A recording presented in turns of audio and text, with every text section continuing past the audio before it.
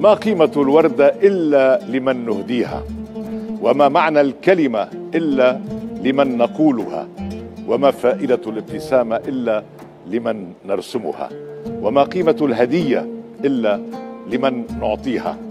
الحياة ليست بما نملك أو بما نجمع أو بما نهدي ونمنح للآخرين. لم نحب الأماكن إلا بأهلها، ولم تهمنا الدار إلا بساكنيها.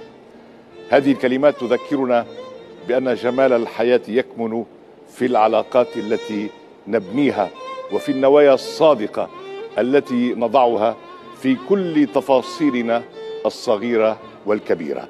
فالقلوب التي تهب الحب بلا شروط وتقدر من حولها هي القلوب التي تنير لنا دروبنا.